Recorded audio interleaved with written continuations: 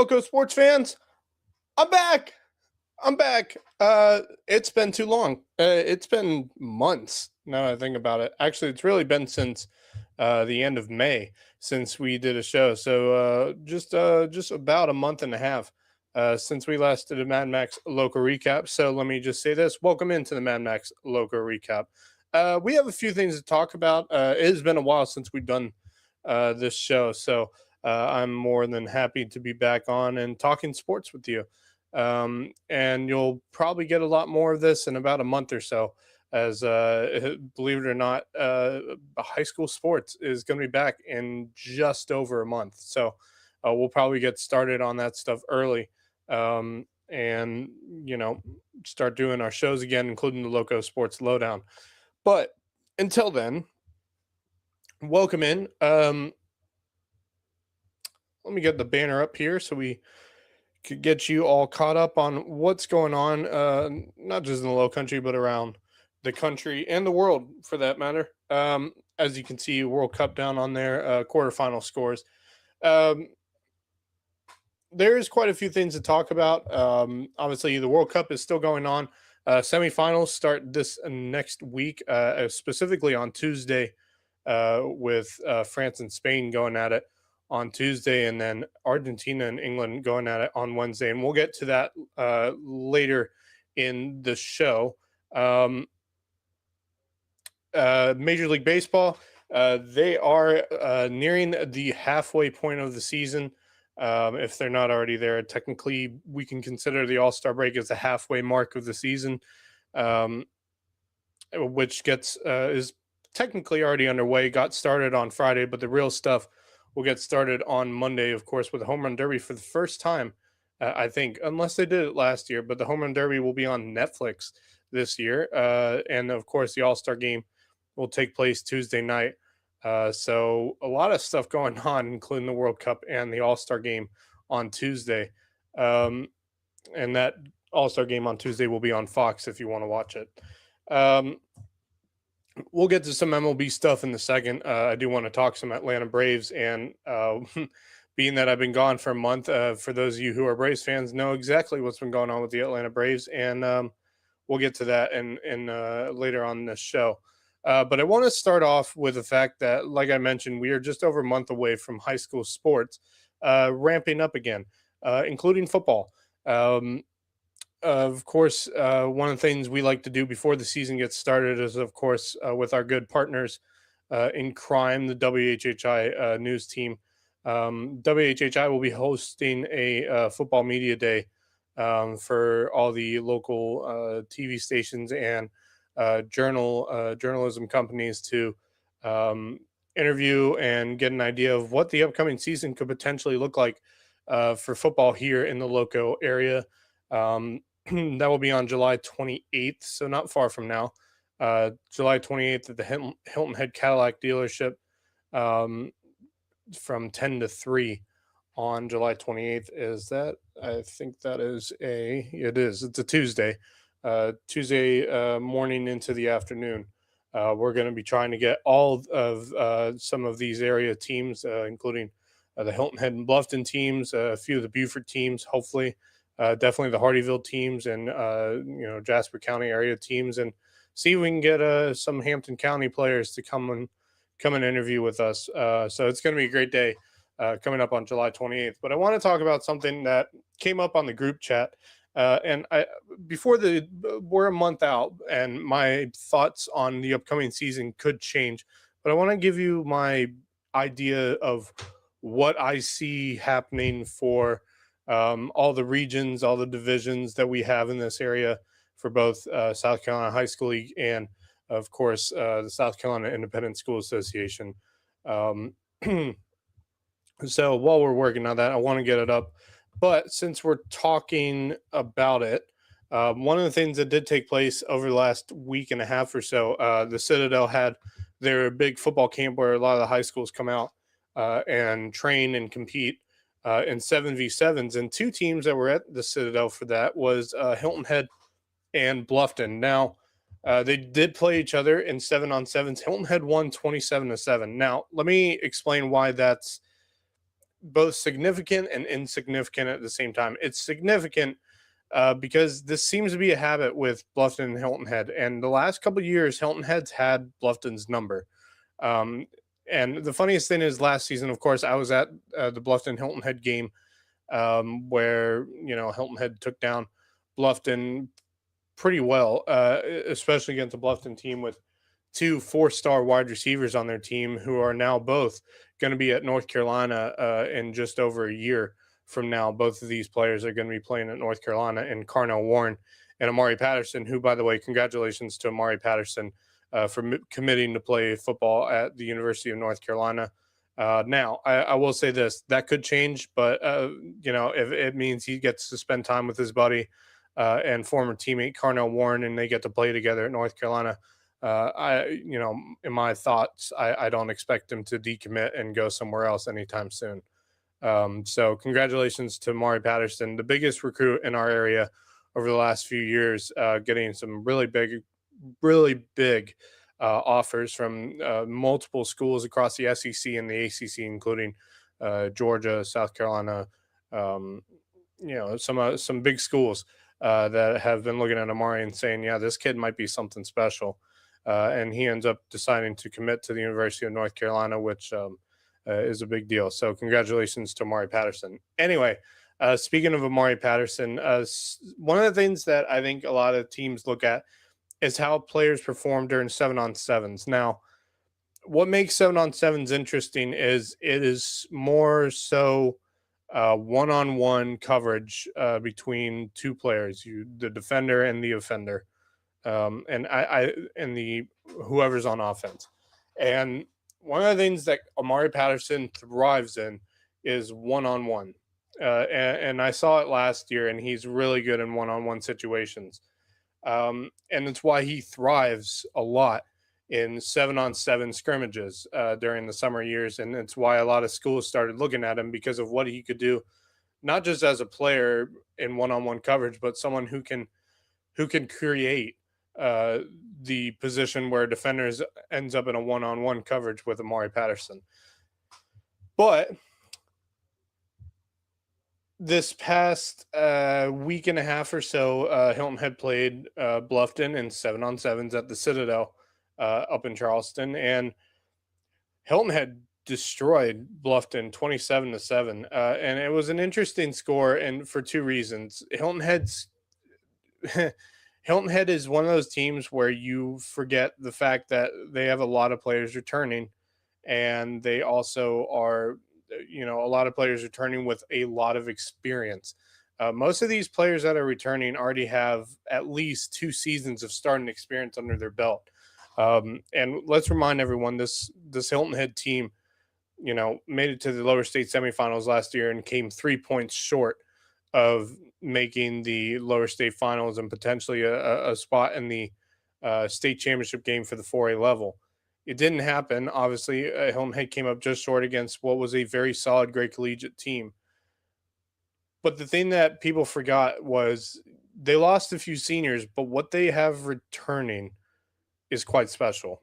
And their upcoming schedule is going to be very interesting, which is what I'm currently trying to get up right now. See if I can get it up for you.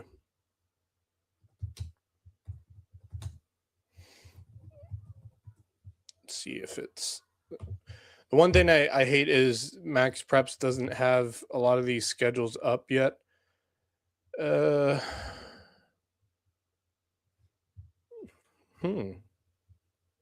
don't have their full schedule up, if I'm looking at this correctly. They got some interesting teams on this non-region schedule, but I don't think it's all of them. I'm going to check something here.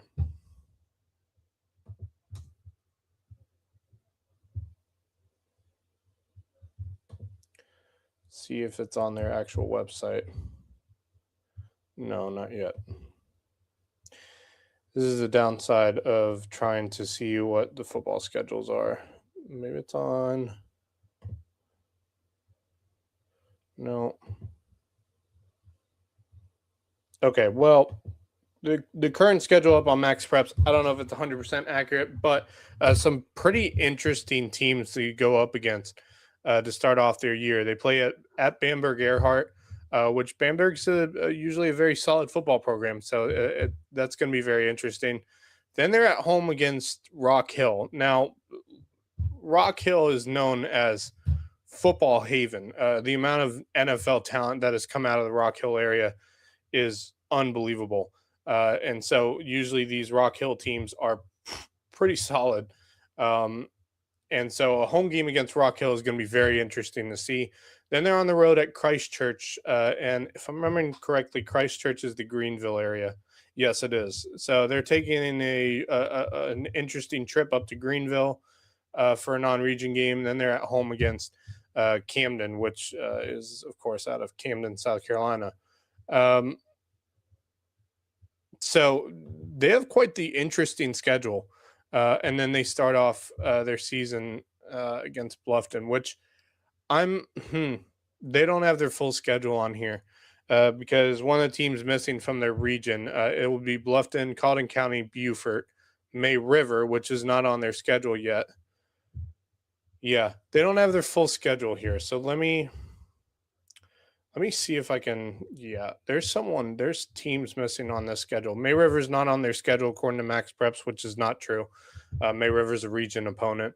And neither is, if I'm remembering correctly, Lucy Beckham's back in the region this year. So let me see if I can find this high school schedule. We'll do it at the break. I'll see if I can find the schedule as we look up through it, and then we'll move on to our next subject.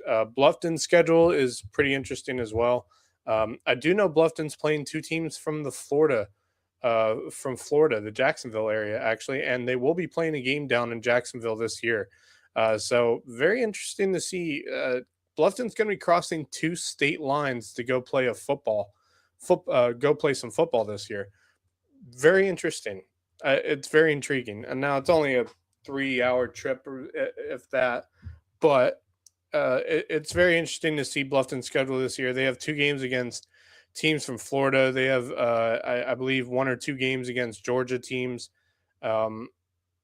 So it's very interesting. And if I'm remembering correctly, I don't think they have a game against a South Carolina opponent in the non-region part of their schedule. But let me check and see if their schedule's up here.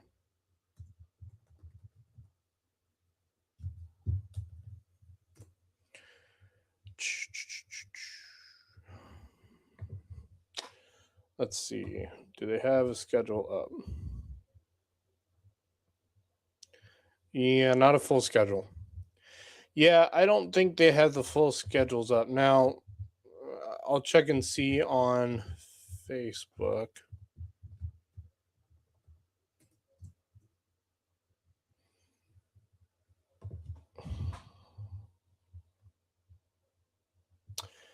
Yeah, it's very weird. I hate using Max Preps for schedules, especially before the season, because they just don't have the actual schedule up. They have some of the games, but not all of them.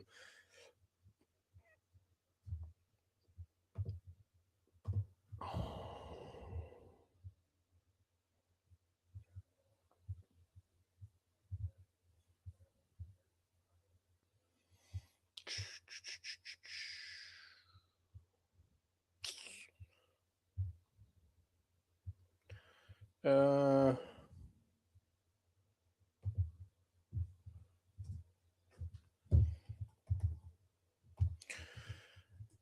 this is tough to find these schedules. It is frustrating. Nope, that's the wrong year.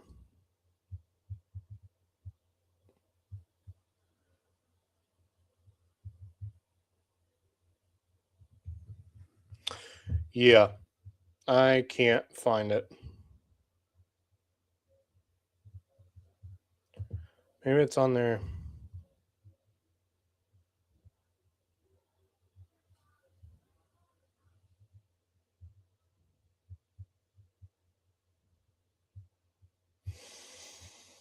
Yeah, no, it's not on their Facebook page. All right, well, I'll keep searching for that schedule, and we'll eventually we'll be sharing those schedules on the Loco Sports Lowdown at some point within the next month. But um, both teams of Hilton Head and Bluffton have some interesting non-region schedules this year, and Bluffton's is quite interesting. Hilton Head's is very challenging, especially Rock Hill and Christchurch on that non-region schedule, and really non-division schedule, if you want to be honest. So seeing Rock Hill, that's going to be one heck of a challenge. But if Hilton Head plays really well against them, it could determine what we see in them during this coming season. But I will say this: predictions wise, I wouldn't be too. Don't go on my predictions just yet, but I will share what I see for the upcoming season with you. Um, I'm not going to base it off of the fact that Hilton Head destroyed Bluffton in that 7v7s over at the Citadel, not but a week and a half ago. But I will say this: that Hilton Head team did not lose a whole lot of players. And what the interesting thing is they gained a few players from the transfer portal this year. On top of the fact they have a lot of returning players, including their starting quarterback and their two starting running backs from this past season, and a couple of their receivers. A good chunk of their offensive line's returning. A lot of the defense is returning as well. This is a team whose core is still here after last season's team. And now it's a core that's got more veteran experience. This Hilton Head team, I wouldn't want to mess with. I think Hilton Head, in my opinion, looking at the 4A region, because I really don't know what Lucy Beckham's going to have to offer, being that they weren't in our region last year, so I don't know what to expect out of them. But I think this year, for me, and I could be wrong, and I might be wrong coming into week one of the football season, but I think that Hilton Head is the team to beat in the region this year. I think they are too dangerous for a lot of these teams. And the reason I say I think Hilton Head's the team to beat is because while Bluffton has Amari Patterson, they lost a lot. They lost Carnell Warren. You lost Aiden McCarthy. You lost a lot of important players on this team. Carnell Warren, Aiden McCarthy, Cordell Hawley, the starting running back for them. He's not there anymore. He was a senior last year. It was a senior heavy team. Lucas Gates, a lot of players. Wolf, he's not there anymore. They lost some players, and the question is, what has Bluffton had to, rebuild this team? Do they have what it needs to be competitive? I think they can be competitive, especially when you got Amari Patterson on your team. But you have a new quarterback in there who didn't really get a whole lot of playing time this past season. So you just don't know what to expect out of Bluffton. May River, I really don't know what to expect out of May River. It's a whole new coaching staff from May River this year. And they lost quite a few seniors, some important seniors from their team last season. We could be looking at a whole new offense and a new looking defense. So you don't know what to expect out of May River this year. Colleton County, I don't expect a whole lot out of Colleton County. They may be more competitive this season than they were last season, but they're still a very young team. So don't expect a whole lot out of Colleton County. Buford, that's one that's in question because I don't expect Buford to be, in the running for that top spot, but you never know. Injuries have played a factor for them over the last two seasons. If it doesn't play a factor for them this year, it'll be interesting to see what they have to offer. And then I have no idea what Lucy Beckham is going to look like because they weren't in our region last year. And while they had a good season at the 5A level, you just don't know what to expect and what they've lost, what they've gained in terms of players for this upcoming season. And Bishop England's no longer in our region. So it's an interesting, new, somewhat fresh looking region where you have a lot of questions on pretty much every team. But the one team I don't have a whole bunch of questions on right now is Hilton Head. And it's because what they have returning is a lot of the core from the team that went all the way to the lower state semifinals last year. And I can put it down right now. I like Hilton Head's chances of winning the region, and they're the team I have the most confidence in right now to win the 4A region. Now, everything's shaken up for the 3A region, and I still don't have schedules for all of them yet. Obviously, Battery Creek is now a 2A school. Hampton County is a 1A school now. Hardyville and Ridgeland are both in 1A as per usual, and I believe both of them will be playing Hampton County this year. So that's going to be very interesting to see. Um, who else? Whale Branch is still a 2A school. If I'm well, either they're a 2A school or they're a 1A school. Um, and of course, they have a new coaching staff headed up by former NFL player D. Delaney. So that's going to be very interesting to see. Um, any other public schools that I missed out on?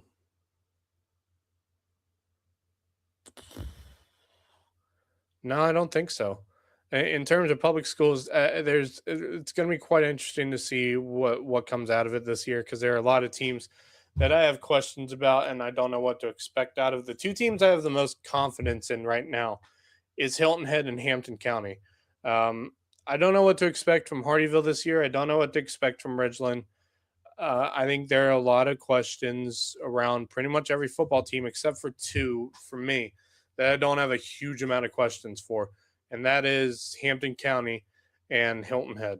So it's going to be interesting to see come media day if both those teams show up along with the rest of the other teams show up, that I get a better idea of what to expect for the upcoming season. That's why I love the WHHI media day that they do every year. Um, Private school wise, they have shaken up a lot of stuff as well. Hilton Head Christians in a region now with some pretty interesting teams, and one of them is not JP2. Um, but I believe those two will be playing this season. If I got the football schedule, there's no football schedule. Maybe it's here. No, they are playing JP2. August 14th, first game against JP2. They got JP2, Pinewood Prep. Yeah, they don't have their full schedule either. JP2, they got Pinewood Prep. They're going to be playing Cross this year. Bethesda Academy, which I believe Bethesda is now in their region. First Baptist, and of course Hilton Head Prep, which, by the way, for the first time since I was in high school, that Hilton Head Prep game is a region game, and it does matter quite a bit. Do I have an idea of what the region is? No, it's only showing 3 teams, but there's more than 3 teams in this region. I believe it's First Baptist, Hilton Head Christian, Hilton Head Prep, Bethesda Academy, and maybe that's it. Maybe those are the 4 teams. Because JP2 is no longer in the region. They are now in a region with, because they're going to have quite the eventful season, being that they are a 4A school now. Yeah, they're in a region with Lawrence Manning and Northwood.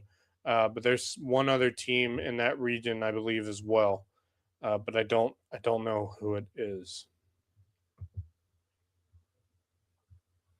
It's 5 teams. So they have JP2, Lawrence Manning, Northwood, Pinewood Prep, and Porter Gallard. Wow, that is a tough region. Good luck, JP2. Wow. Yeah, no, I really don't understand. I know that Skiza bases it off of how many certain amount of kids are at the school, but if I'm JP2, I really don't like where I sit as a as a school, as a football program. Now the coach might say otherwise, and yeah, the region for Hilton Head Christian is Bethesda, First Baptist out of Charleston, Hilton Head Christian Academy, and Hilton Head Prep.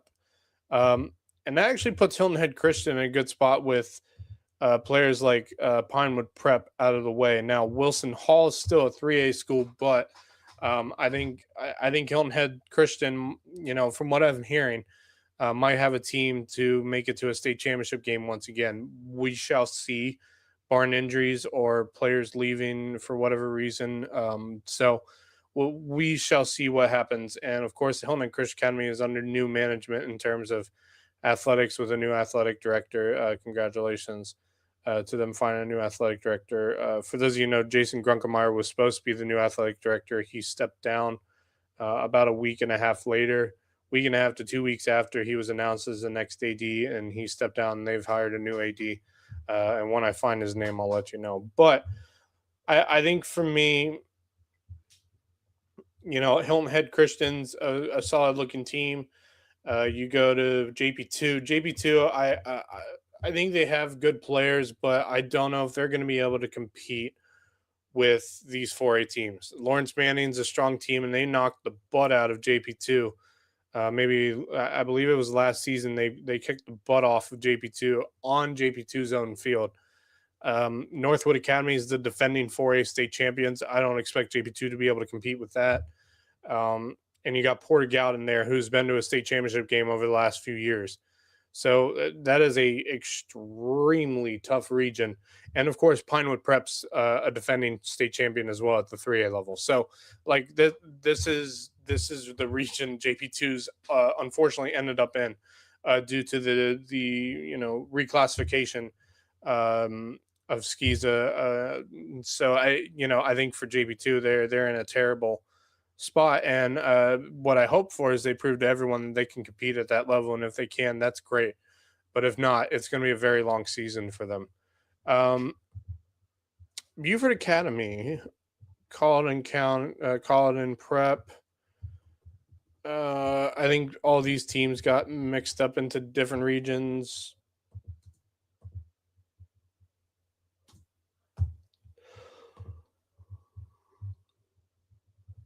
See, what did Buford Academy's region now?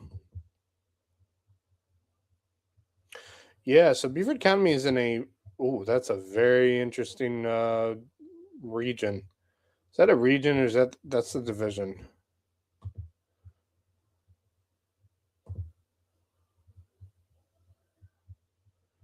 So Beaver Academy is in a region now with Dorchester Academy, Holly Hill Academy, and Thomas Hayward. So they basically stayed in the same division, just the region looks a little different with some new teams. Colleton Prep.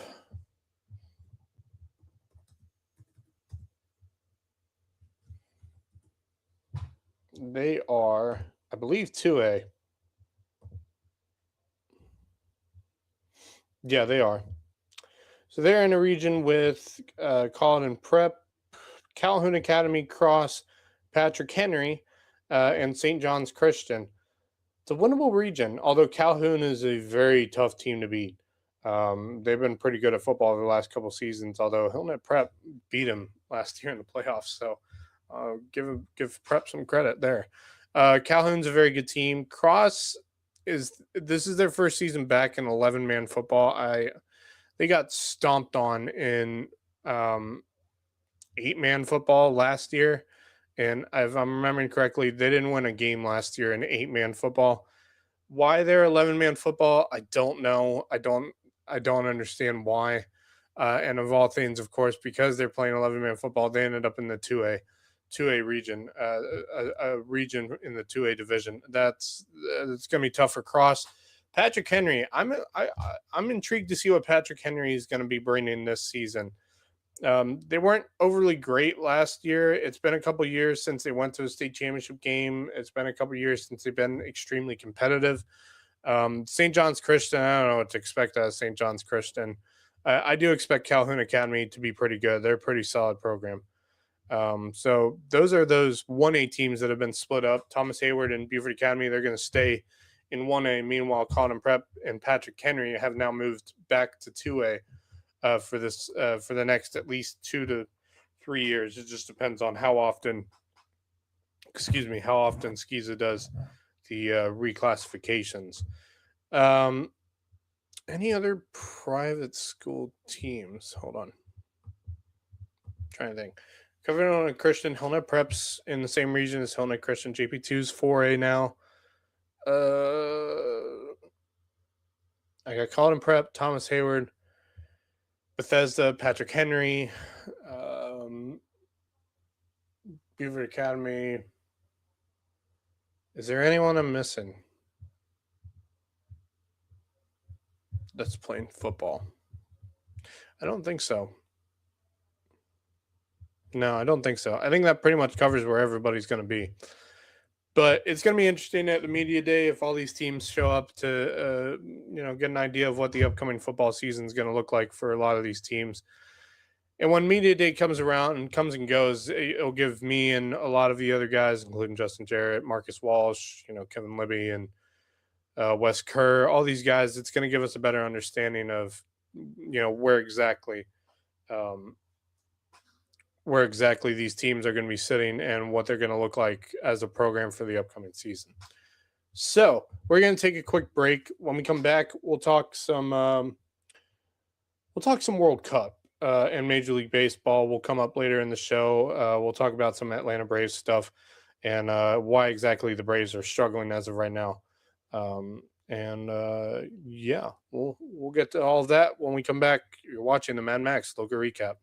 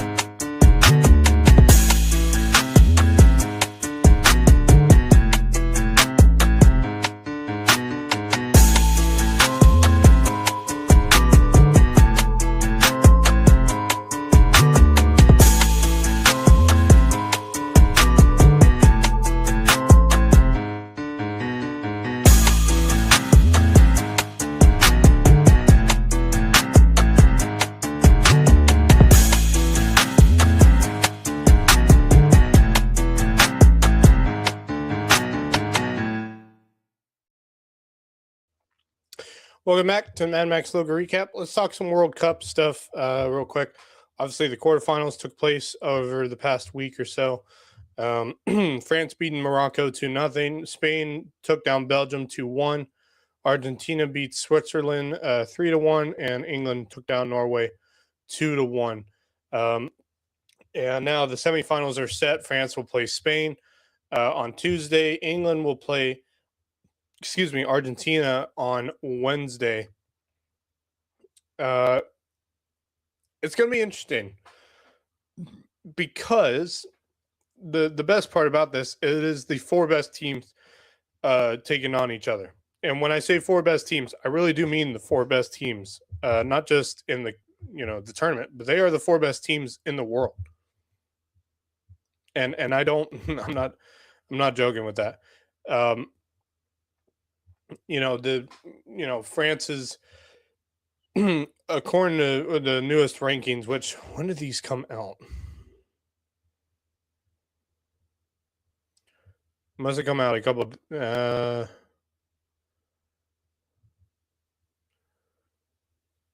came out yesterday. The new rankings came out last night then.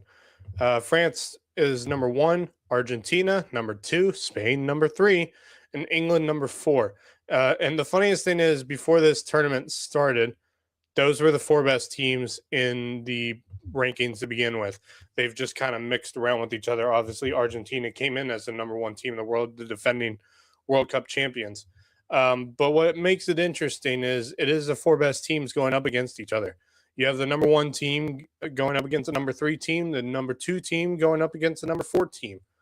And it's going to be really interesting to see what comes out of these games, because these knockout rounds have been absolutely fantastic despite the ridiculous heat that these players have been playing with. Obviously, if you watched that game in Miami the other night between England and Norway, you would know that it was 98 degrees with humidity, which probably made it feel more like 108 in Miami, being that Miami is known for their humidity, and we're known for our humidity here as well, being that it's felt like 112 here for the last few days. But anyway, this is going to be really fun to watch. And the funniest thing is all these teams are going to be playing each other. All four of them are going to be playing each other because remember, there's a third place match. And then the finals, obviously. So Tuesday, France and Spain will go at it in, I believe, Dallas. Yeah, Dallas at the Dallas Stadium. It's AT&T Stadium. And does it really stupid? But they don't allow sponsorships during the World Cup, so they have to cover it. But it's AT&T Stadium. You didn't hear that from me. It may look like the same stadium. They call it Dallas Stadium, but it's the same. It's the same stadium. Don't worry. And the same thing will be taking place in the Atlanta Stadium, which is, of course, Mercedes-Benz Stadium, but who really cares? England will play Argentina on Wednesday. I expect both of these games to be quite fun to watch, and it's going to be really fun to see who comes out on top. Now, I want to talk about these games, each one. France has been on tear. Spain has been kind of lurking underneath everyone. Like everyone's been talking about Spain, but it's really been France, Argentina, and everybody's been, a bit high on England as well. But the France and Argentina have been the two teams people were talking about the most, but not enough people talking about Spain in the equation. And the question is it because Spain doesn't have a chance against France? I don't think that's the case. I think this Spanish team is really good, and this is the best that Spain has played in the World Cup since really their last World Cup title, which was not too long ago, just over a decade ago, when Spain beat the Netherlands for a World Cup, and of course, that was played in South Africa in Johannesburg. But I look at these two matchups. Argentina, for me, I feel as if like their late game heroics throughout these knockout rounds have been really fun to watch, especially what I think was the match of the tournament was really Argentina and Cape Verde. I thought those two teams, it was so much fun to watch, and it was just a back and forth battle who was going to finish out on top. And I was really kind of hoping it would go to knockouts, and we see what comes of it. But Argentina gets the late advantage and wins the game. But they've skirted by Cape Verde, they skirt by Egypt to get to their game, and then they had late game heroics after Switzerland went down a man due to a red card, and Argentina scores late in the game, the 112th minute, to give them the lead, and then put the cherry on top with a late game goal, really an extra time, added time to the extra time that they already had, and really just sealed it right there for the 3-1 victory over the Swiss team. But I will say, hats off to Switzerland. That wasn't a team on my list of teams to make it to the quarterfinals. That Swiss team is better than they look, and hats off to them. Hats off to Cape Verde for having a really good season as well. I was really, really impressed by them during the tournament.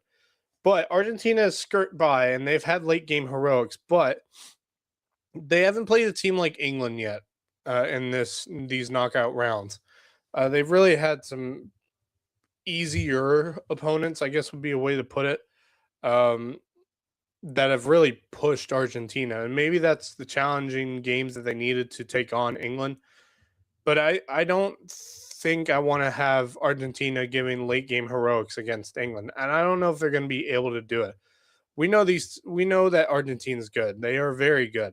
But their late game heroics, they've skirted by. And I don't know if they can have they need to get off to a better start to the game against England, if you're asking me, because if you go down enough to England, there is no coming back. This English team is a lot better than I think people realize. Jude Bellingham has been their absolute, you know, superhero during the tournament. Harry Kane's been there, so that gives them a bit of worry if Harry Kane steps up, if Jude Bellingham can't. And so it's like the back and forth conversation of who's going to be the star of the game. Is it going to be Bellingham or is it going to be Harry Kane? I think this England team's built to beat Argentina. Um, do I think they beat Argentina? Oh, I don't know. I would like to see England beat Argentina. I don't know if I want to have a France Argentina rematch for the finals, if I'm being completely honest. Now, England France for the finals, that would be interesting, being that they are technically neighbors. Um,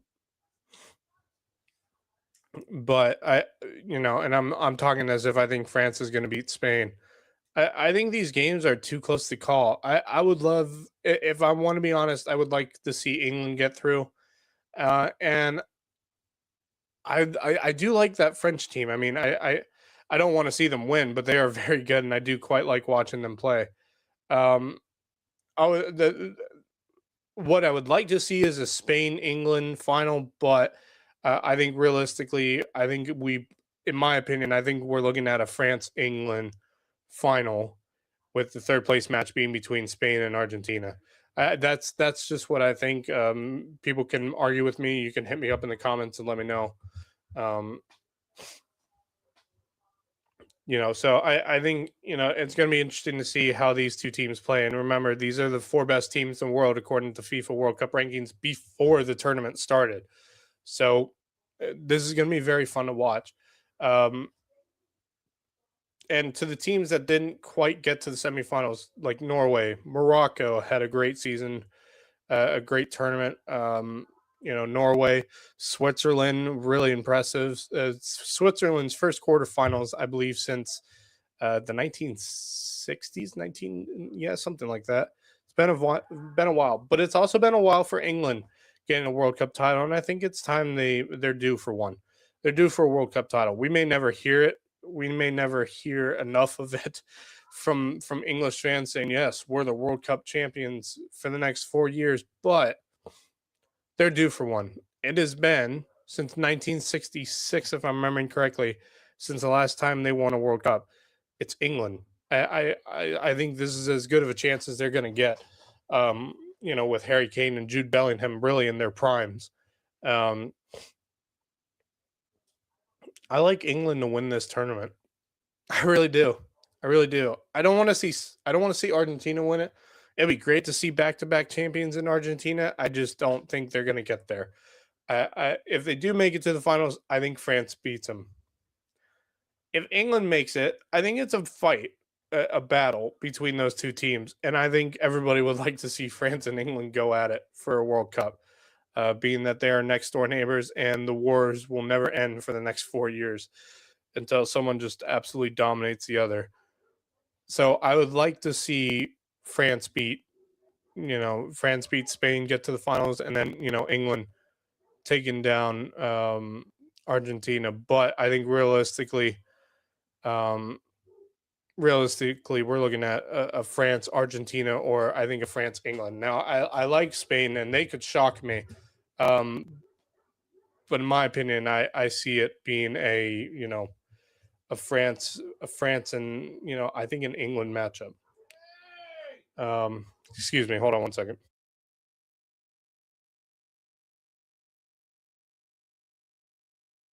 Sorry, my dogs are going crazy over something in my backyard, so I'm not sure what's going on there.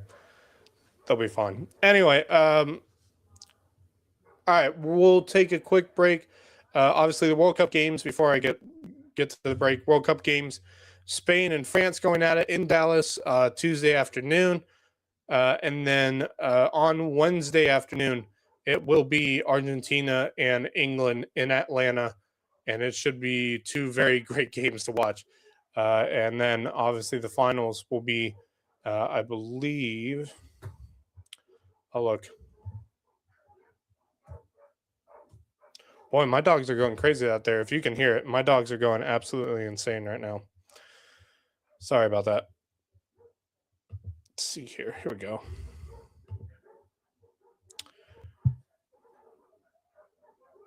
Wow, my dogs are, if y'all can hear that, my dogs are going crazy.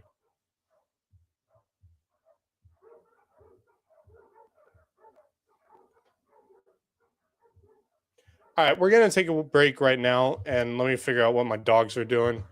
And when we come back, I'll tell you those the dates and times for the third place match in the finals. You're watching the Mad Max Lowco Recap.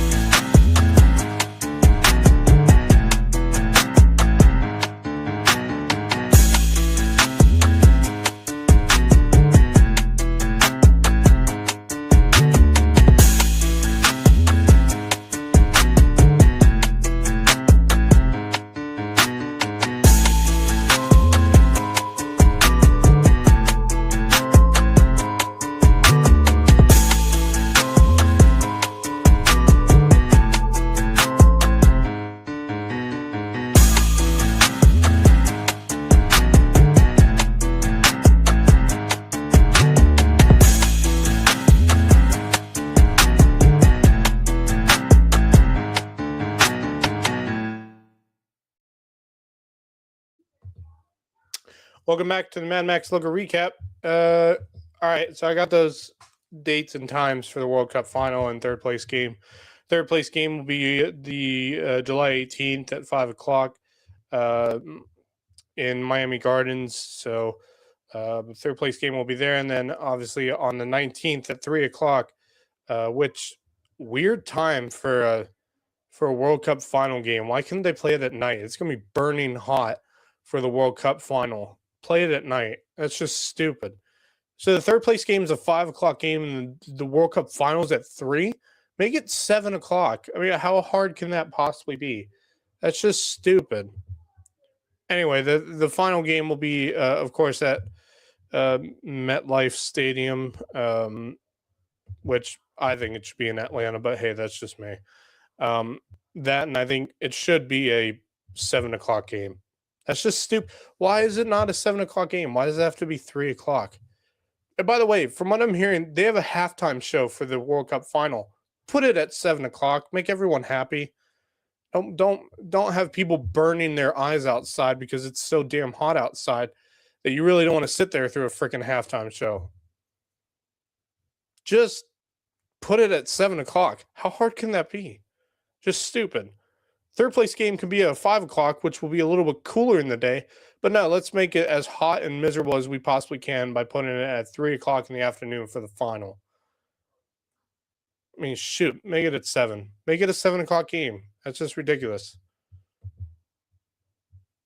Stupid. Anyway, those are the finals, final times and dates for the World Cup. Now, let's move on to the All-Star game for Major League Baseball coming up this week.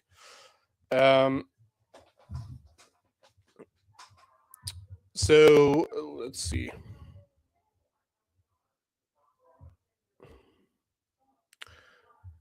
All right, I got lineups for both teams. Obviously, the home run derby. I'll get the lineup for the home run derby so I can get an idea of what we'll be looking at for that.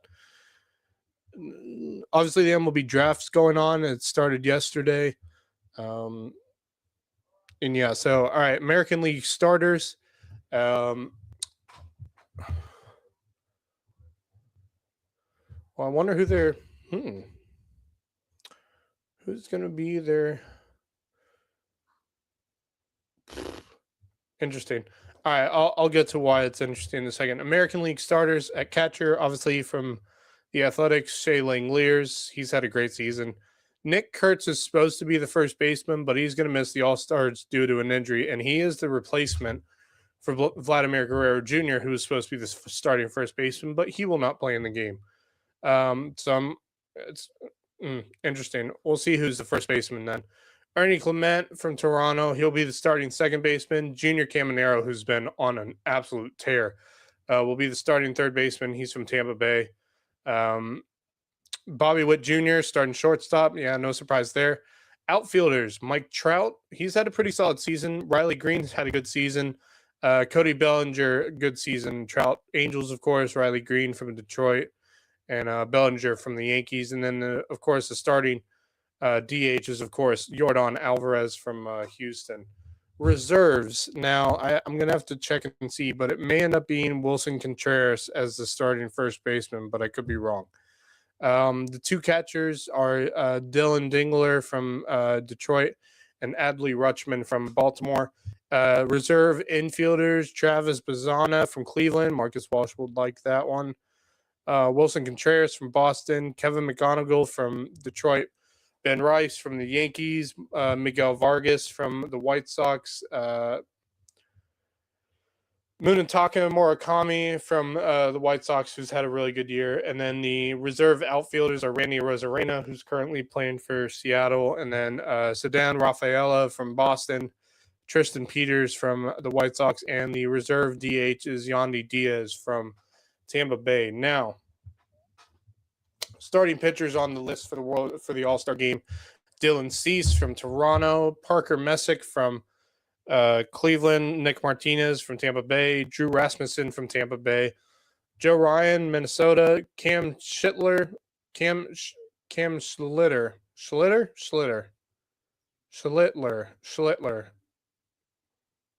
I don't know how to say his last name. New York Yankees. Ranger Suarez from Boston, and Michael Wacha from Kansas City. Justin Verlander was named as the commissioner's legends pick. He will not be active for the game. I don't know if he's actually returned to Detroit yet. But he may be there for the game, but he won't be playing. Relief pitchers: Brian Baker from Tampa Bay, Aroldis Chapman, Boston, Jacob Latz, Texas, Rangers, Kate Smith, Cleveland, and then Lewis Varland, Toronto. Pretty solid amount of players.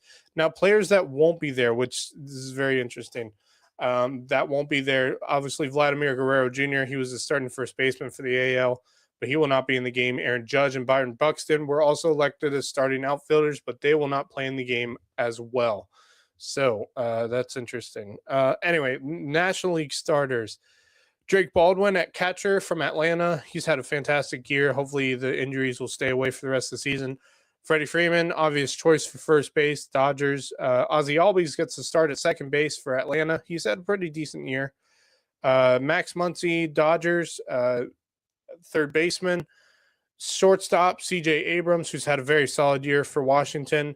Outfield will be Brandon Marsh from Philadelphia, Juan Soto from the New York Mets, Andy Pages from Los Angeles, and of course the starting DH will be Shohei Ohtani. But I forgot about this because it was announced just the other day he won't be in the game as he is dealing with, I believe it's a knee injury of some sort. so he will not play in the game next Tuesday. Reserves. The reserve catchers will be William Contreras from Milwaukee. So both the Contreras brothers again will be at the All-Star game this year, and Hunter Goodman from Colorado. Reserve infielders would be Luis Alvarez from San Francisco. Bryce Harper, Philadelphia. Otto Lopez from Miami. He's had a very good year. Matt Olson will be on that All-Star roster as well. Of course, Atlanta Brave.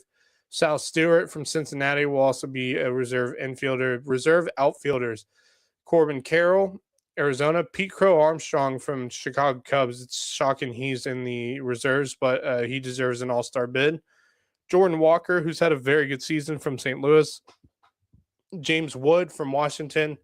And then the designated hitter reserves will be Kyle Schwarber and Ivan Herrera from St. Louis. Schwarber should be a starting DH, but he probably will be, being that Shohei Ohtani's sitting out for this game. So it might be Kyle Schwarber getting the start then. Starting pitchers, quite a few. Braxton Ashcraft from Pittsburgh, Chase Burns, Cincinnati, Jesus Luzardo, who's had a very good season for the Philadelphia Phillies, Max Meyer from Miami, Jacob Mizorowski, who's been fantastic from Milwaukee, Eduardo Rodriguez, Arizona, Chris Sale, Atlanta Braves. He's had a good season once again. Christopher Sanchez for the Philadelphia Phillies. He's had a good year. Paul Skeens, of course, Pittsburgh. Logan Webb from San Francisco, not Sacramento. That'd be the Athletics, actually. Yoshinobu Yamamoto from the Dodgers. Justin Robleski, from the Dodgers, of course, and Foster Griffin from Washington. Those are the starting pitchers on the roster. Relief pitchers will be Johan Duran, Raisel Iglesias, Mason Miller, and Riley O'Brien from St. Louis. And I really do think there should have been another pitcher on that list, but he's injured, and that is another Atlanta reliever, and Suarez from Atlanta. Anyway, that's enough of that. So those are the starting lineups for the upcoming All-Star game. And see if I can get Home Run Derby lineup.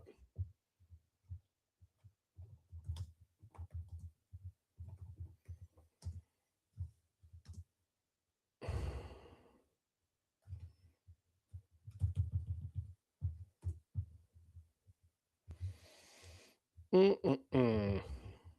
right, here's the 2026 Home Run Derby field.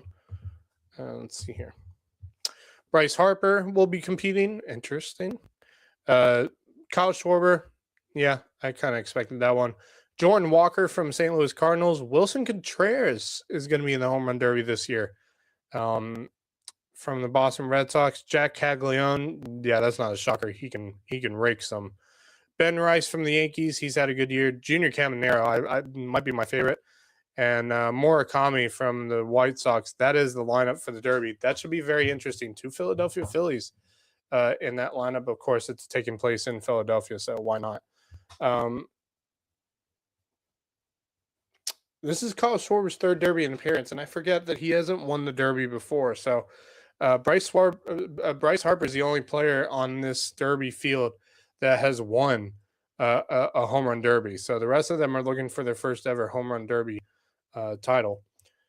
Yeah, so it's going to be fun. And of course, there's new format to the Home Run Derby this year. In round 1, each player has 20 swings each. If a player, whoa, this is interesting. I like this. If a player hits a homer on their final swing, they will keep swinging until they fail to hit a home run. I love that. That's fantastic. So 20 swings in round 1, 15 swings in round 2, and the final round as well will have 15 swings. There is no bonus round bracket. It's a bracket only in semifinals. And the top 4 players, top 4 hitters from round 1 will compete in round 2, and of course the final round as well, down to the last 2. So it's a different looking home run derby format, but I love the fact that if a player hits a home run on their final swing, they'll keep going until they fail to hit a home run. I think that's fantastic because if someone gets on a run on their final swing, it could change everything.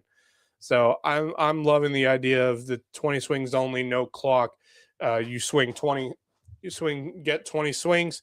Uh, See how many home runs you can get in 20 swings. I love it. And then 15 swings in round two in the final round. So it's going to be fun to watch. And it's on Netflix. So I encourage everyone to watch it. It should be quite interesting. All right. Parting thoughts before I get going. I did see, of course, I think a lot of us saw that South Carolina Senator Lindsey Graham passed away yesterday from a sudden brief illness. Apparently, according to a 911 call, it was calling for an elderly man who was supposedly having some sort of a cardiac arrest. As least that's what it sounded like. So Lindsey Graham, who's been a senator for I think as long as I've been alive, passed away yesterday. And my condolences to Lindsey Graham and his family. He was a fantastic senator for the state of South Carolina for so many years. And, my condolences to his family for their surprising and devastating loss. Moving on, the Atlanta Braves. I'm getting worried, but being that we're hitting the halfway mark, they have a week to figure out what the hell to fix, what needs to be fixed. The Atlanta Braves have struggled for the past month and a half, and what was a 10.5 game lead is now down to less than 2 games. So this is getting to be crunch time for the Atlanta Braves, and they need to start figuring this out as they get into the second half of the season. When they come out of All-Star break, they need to figure out what they have to fix, what needs to be fixed, and they need to get it done as soon as possible. And if that means they got to go big in the trade deadline, I have no doubt in my mind Alex Anthopoulos will get something big in the trade deadline if he needs to do it. Anything else? Again, I said the WHHI Media Day at Hilton Head Cadillac dealership. It's the GMC Buick and Cadillac dealership out in Bluffton. Will be on July 28th from 10 to 3.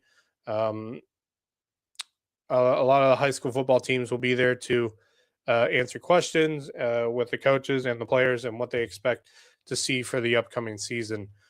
So for those of you who want to cover all these sports and stuff, please feel free to call or shoot an email to Lowco Sports, and we'll help you get started for the upcoming football season. We encourage anyone who wants to take pictures and give us up-to-date details during football games during the season and, beyond the football season, including, the volleyball season, the basketball season this next winter, and so on and so forth. If you want to be a part of Lowco Sports, please feel free to shoot a text to Justin Jarrett or an email and let us know that, hey, you're interested, or go to lowcosports.com and you can find on lowcosports.com how to register and let us know that, hey, you want to be a part of Lowco Sports. All right, that I think is going to do it for me. I want to thank everyone for watching. I will see when our next show is going to be. It may not be for a little while. Hopefully we have a Lowco Sports Lowdown soon. Give us like our dog days, Lowco Sports Lowdown, because we really haven't had much going on, but we'll see what happens. But I want to thank everyone for watching, and I will see you whenever that next time is. I want to thank the sponsors that support us at Lowco Sports, including WHHI. And I want to thank you for watching, and we will see you next time. For all of us here at Lowco Sports, I'm Max Raj. Thank you so much for watching. You've been watching the Mad Max Lowco Recap. And until next time, go Lowco.